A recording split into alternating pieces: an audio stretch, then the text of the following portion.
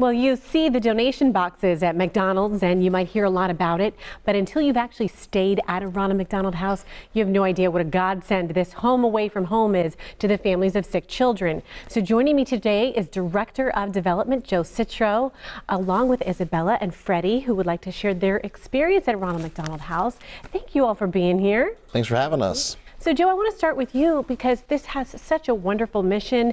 Until you've gone through the doors and sort of experienced it and seen what it's all about, folks may not know what you're up to over there. So busy and accomplishing a lot. Yeah, thank you so much. Well, for us, it's all about family. That's what we believe in. And so we provide the meals, accommodations, and support for a family that have children in the hospital. And really our goal is to be that support system for that family so that we can provide them with the best medicine, which is each other.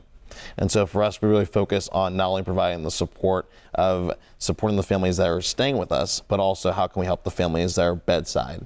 So we have different programs and support services we provide to those families. And some people don't realize it, that it goes beyond those who are staying with you, but also at the hospital and bedside. That's important. Now I want to hear from you, Isabella and Freddie, about your experience at the Ronald McDonald House. What was the vibe like there? How did it help you? What were you going through? Yeah, well, thank you for this opportunity to share our story and also the meaning of the Ronald McDonald House for us. Joe was just saying, meal and accommodation, and it is much more than this. It's like being at home, far from home. Fred was extremely premature when he was born, and so he got cerebral palsy. I got him into sports, and so when he was born in Brazil, we didn't have a place to stay right beside the hospital. I had to stay in a car. So it's to be into the Ronald McDonald House now.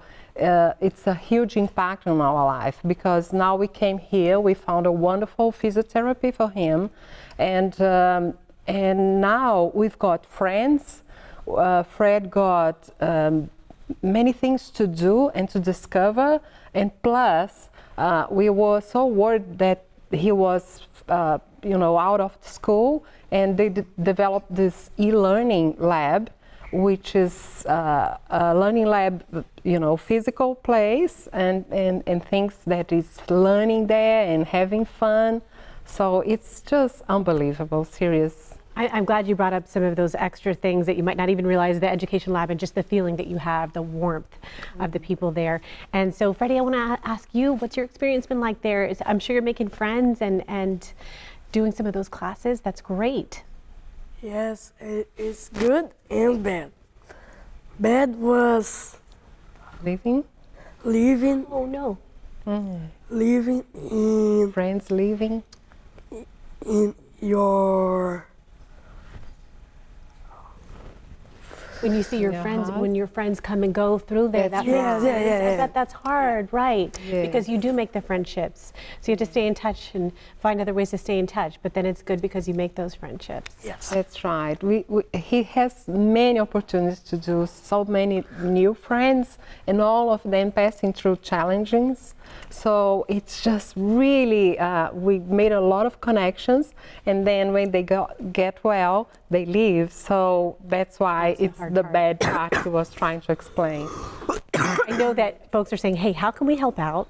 Thinking about volunteer opportunities. Another thing you want to think about is some of the events that are coming up. So Joe, if you can help us run through those events that are coming up. We've got Fishing for Hearts that's going to be on September 27th, and that's at Rumfish Beach Resort. Some other ways to help out? Definitely. So there's all different ways. So we have these different events that are listed. There's also a cornhole tournament taking place at the Flying Boat Brewery in St. Petersburg on October 5th, and then a golf tournament that's taking place in Innisbrook. But there's more ways outside of just attending events to help. It could be everything as simple as coming to the house, signing up, and making a meal. As you mentioned, having a meal and having a family share in that experience together is so powerful for all of our families. That's really where that home away from home really comes into play.